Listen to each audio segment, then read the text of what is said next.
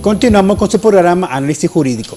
Hay dos temitas también que quiero aprovechar el tiempo para que podamos tratarlo, y que ciertamente, como usted en el segmento anterior hablaba, de que en la Constitución pues hay esa progresividad, esa intangibilidad que debe respetarse a los trabajadores. Pero ¿qué opinión le merece a usted, por ejemplo, esos rumores que hay o se dicen que se está tratando de crear una nueva Constitución sin consulta de los diferentes sectores que hacen vida en el país? ¿Qué pudiera aportar el derecho o la parte del derecho al trabajo a esta nueva Constitución que pretenden imponer con la Asamblea Nacional Constituyente de una forma solapada y que ciertamente va a salir a la luz en cualquier momento? Sí, mire, doctor, las normas para que tengan permanencia en el tiempo tienen que ser producto del consenso. Si en la historia de la humanidad se analizan las constituciones que más tiempo han tenido de vigencia, se encontrará que fueron consecuencia de la mayor participación popular. Y mayor participación popular es amplios procesos de discusión, de análisis, etc.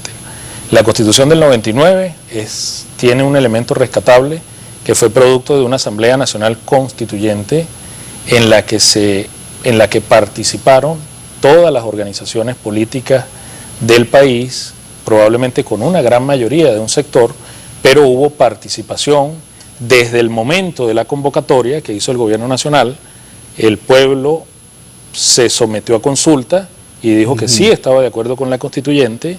Luego se procedió a la elección de los miembros de esa Asamblea Nacional Constituyente en proporción paritaria por todos los estados del país en base al número de habitantes.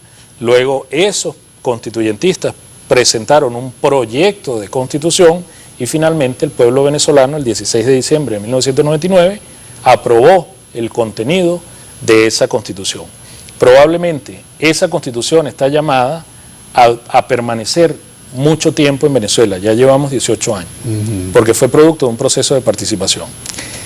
Pretender imponer una constitución con un proceso que no tomó en cuenta la participación popular en la convocatoria, como lo dice la Constitución, tenía que consultársele al país si estaba de acuerdo o no en ese proceso constituyente, y un proceso que amenaza con que aprobar una Constitución que no sea sometida a la opinión popular probablemente tenga sus días contados en el tiempo, porque la historia se encargará de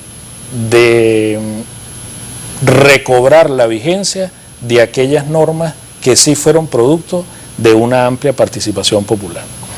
Ahora, en cuanto al derecho del trabajo, la Constitución del 99 tiene normas desde el punto de vista de los derechos humanos de muy avanzada, de gran avanzada en cuanto al reconocimiento de esos derechos humanos.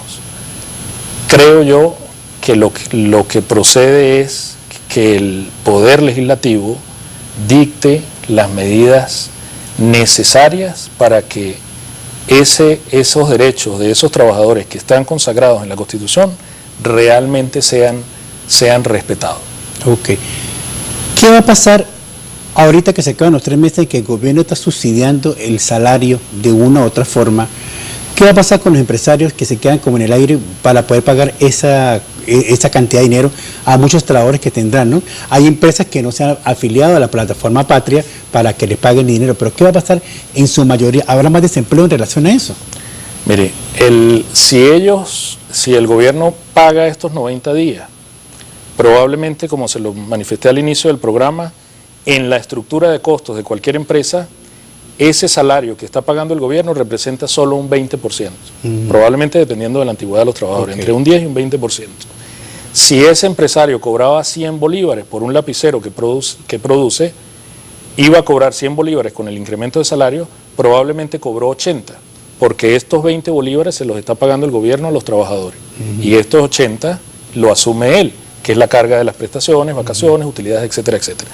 ¿Qué va a pasar cuando cese ese no digamos decreto, porque todavía no ha salido en Gaceta Oficial absolutamente nada, con respecto al pago de esos 1.800 bolívares. ¿Qué va a suceder?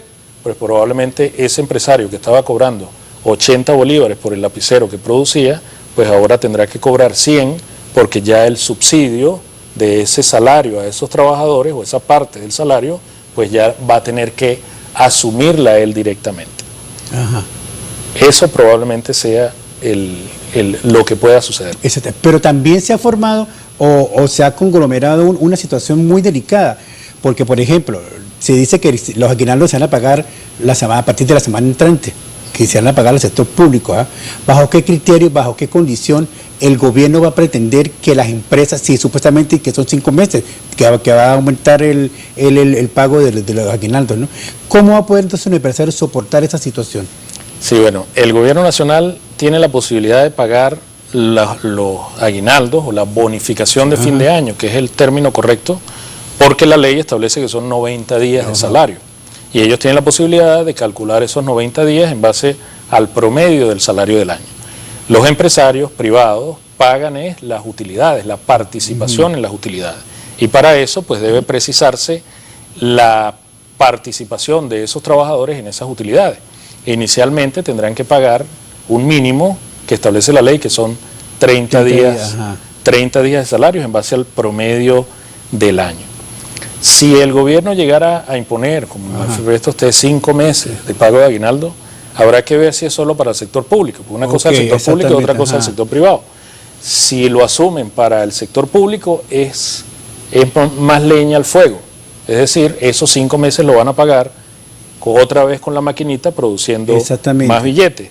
Y si es para el sector privado, que no lo creo, que se llegara a ordenar el pago de 5 meses de salario, o sea, de utilidades, participación en las utilidades como mínimo, la ley actual establece un mínimo de 30 y máximo de 120 días, dependiendo de las utilidades de la empresa, pues probablemente va a ser otra vez más candela al fuego. Es decir, más inflación, más hiperinflación y por supuesto más devaluación, que a quienes termina perjudicando es al trabajador, que se le pagan 1.800 bolívares hoy o 900 bolívares, y cuando va a comprar el cartón de huevos ya no está a 100 bolívares, como estaba cuando se decretó el aumento, 400, 500, sino a 400 o 500 cuando lo va a pagar. Pero, doctor Carmona, también se ha dicho de que el dólar se va a sacar de la cuestión de pagos internacionales. Sabemos que el dólar es el patrón monetario que existe hoy en día y que ciertamente es muy lejana la posibilidad.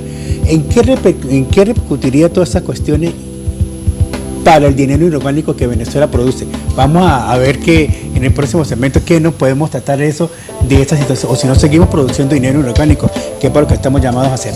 Vamos a los comerciales y ya regresamos con su programa Análisis Jurídico.